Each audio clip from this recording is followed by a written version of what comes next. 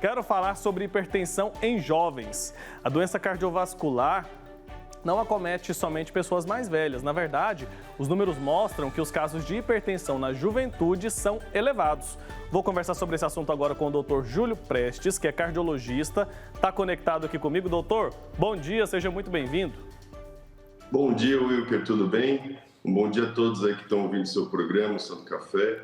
É um prazer estar aqui conversando com vocês hoje. Prazer recebê-lo também, doutor, ainda mais para falar sobre um tema tão importante quanto esse, né? A pressão alta atinge mais de 30 milhões de brasileiros. Todo mundo, pelo menos, conhece alguém que tem essa doença, né, doutor? Explica pra gente, então, ela acomete os mais jovens, ao contrário do que muita gente pensa? Acomete, Wilker. Na verdade, sim, é uma crendice do povo achar que só o pessoal mais velho vai ter esse tipo de problema. Na verdade, uma falta aí da medicina que cada vez mais está olhando essa parte é tomar conta dos mais novos, né? Porque essa doença ela tem um impacto muito grande na vida das pessoas e quanto mais cedo a gente diagnosticar, melhor vai ter e menos vai ter doenças graves, né? Tá certo. Então, quais são os principais fatores de risco para o desenvolvimento da hipertensão em jovens aqui no Brasil? Nossa, Wilker, assim, a gente tem uma série de fatores de riscos, né? Mas a criançada hoje está com o impacto da parte da internet, né? Cada vez mais olhando para a tela, cada vez menos eles estão fazendo atividade física, cada vez mais a praticidade dos alimentos industrializados, eles vêm na mesa da família. Isso tudo acaba corroborando a uma obesidade, a falta de prática de atividade física, isso tudo acaba piorando a qualidade de vida da criança e expondo ela cada vez mais à hipertensão.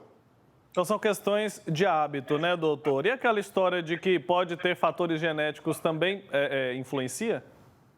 Sim, na verdade, assim, a gente toma conta, uma maior conta da criança quando tem alguma doença associada na família. Então, por exemplo, o pai tem hipertensão, a mãe tem hipertensão, os avós. Então, a gente tem uma cultura maior de estar investigando a criança, desde os 3 anos de idade, principalmente, né? Então, o fator genético ele é preponderante, ele é importante, só que ele não é como posso falar para vocês? Determinante. Ele não fecha o quadro da criança. Então, o fator genético ele é importante, mas ele é de fácil mudança se a gente mudar os hábitos. Com certeza, então, é fundamental que a gente invista na qualidade de vida, né? Qualidade do que a gente come, a prática de exercícios. Agora, vamos falar de sintomas. Quais são os sintomas mais comuns aí da hipertensão em jovens? E a hipertensão em jovens pode ser também assintomática? Sim, a hipertensão em jovens e em adultos pode ser assintomática, porque grande parte dos pacientes que me procuram no consultório, eles têm uma premissa, sempre falam assim, poxa, mas eu nunca tive pressão alta. Na verdade, nunca foi diagnosticada pressão alta nessa pessoa, tanto jovem quanto adulto. E acontece que um sintoma mais grave, como uma dor de cabeça ou um distúrbio visual ou até um sangramento nasal, faz com que ele venha recorrer ao consultório médico, né? Só que isso não quer dizer que ele já não tinha essa doença antes, né?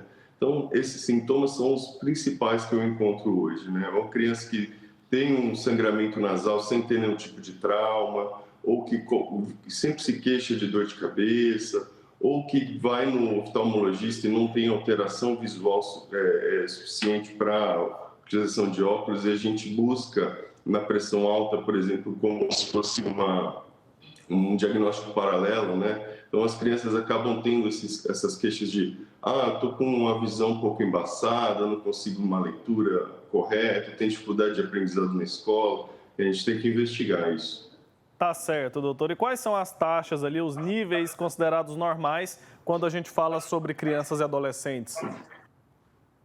Com criança a gente muda um pouquinho. Então a gente usa alguns graus de hipertensão, né?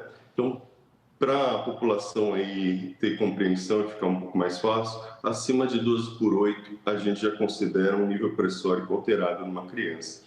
Certo. E eu preciso fazer um acompanhamento, fazer a medição dessa pressão de quanto em quanto tempo para que esse acompanhamento seja eficiente, hein? A gente usa, Wilker, como base, assim, uma faixa etária. Até os 3 anos de idade, a gente mede a pressão uma vez por ano, né? E a partir disso, se a gente tiver instituído mesmo pressão alta no quadro clínico do paciente, a gente pede ao menos que uma vez ao ano ele recorra à consulta médica para acompanhar. Talvez no início isso seja um pouco, não seja uma vez por ano, seja uma vez a cada 6 meses, porque até a gente adequar a medicação, até a gente normalizar esse nível pressórico, a gente precisa de um contato maior com o paciente. Tá bom. E em alguns casos é recomendado que desde cedo a pessoa passe a tomar medicamentos ali para controlar essa pressão? Sim, na verdade, assim, a pressão alta é uma doença crônica, né? Ela não tem cura, né? O que a gente vê é que mudança de hábitos, né? Melhora da qualidade de vida, diminuição da ansiedade, diminuição de estresse, atividade física, elas podem melhorar isso se a gente encontrar a pressão logo cedo, né? A partir do momento que a gente já tem a pressão instaurada e passa anos com ela, entenda que assim o corpo ele acaba se conformando com isso, né? Então as mudanças dos órgãos do corpo fazem com que a gente tenha que ter recorrência no uso da medicação, né? Tá explicado, doutor. Agora, quais são as principais complicações associadas à hipertensão arterial em jovens? Pois é. Como eu disse, tanto em jovem como em adulto, as complicações são semelhantes, né? Então, variam desde insuficiência renal, insuficiência cardíaca. Entenda que, assim, o nível pressórico do corpo, por mais que não tenha sintoma aumentado, ele gera uma mudança na conformação do organismo. Então, pode causar aumento do coração, ou mesmo que a gente chama de hipertrofia, né? O coração fica mais forte, né?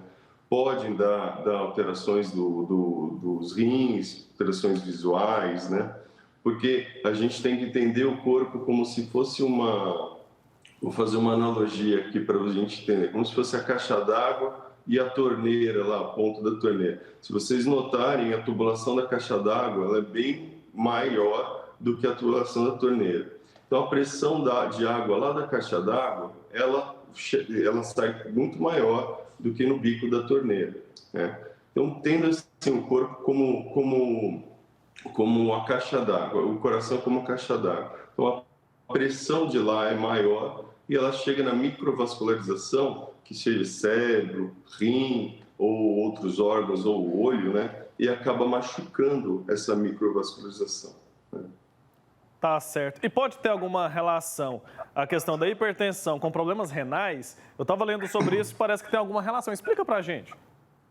Total. É como eu acabei de falar para vocês. Essa mudança de pressão, onde a gente tem uma tubulação maior, né, um vaso sanguíneo mais calibroso no coração e um vaso sanguíneo menos calibroso no rim, faz com que esse aumento de pressão machuque os vasos do rim. Então, cronicamente, isso durante um longo tempo de pressão alta faz com que a gente encontre nos pacientes hipertensos já doenças renais, sejam elas mais graves, né, ou sejam elas mais brandas, mas a gente encontra. Entendi. Então, isso vai acontecendo em vários órgãos, né? Inclusive o rim, por isso que está sempre associado.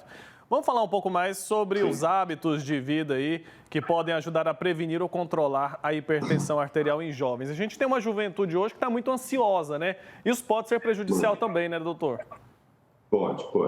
Com a ansiedade, é uma descarga de vários hormônios, né, no corpo da gente, que aumenta a frequência cardíaca, aumenta o nível pressórico. É só a gente ver, quando a gente vai fazer qualquer tipo de coisa que gere um pouco de estresse, você começa a ter um pouquinho mais de uma frequência cardíaca aumentada, começa a ter um aumento da pressão, fica com a cara um pouco mais vermelhinha, né? Então, isso daí está completamente relacionado com o aumento de nível pressórico. Isso somado a um hábito de vida ruim, alimentação ruim, obesidade, que cada vez mais as crianças hoje estão ficando obesas, né?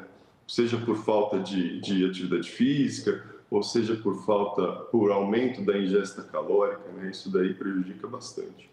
Tá, doutor, quais cuidados o jovem que tem a hipertensão já diagnosticada, ele precisa tomar na hora de praticar atividades físicas? Existem atividades que não são recomendadas? Como que deve ser a conversa com o médico para que ele faça atividade física mesmo tendo a questão da hipertensão?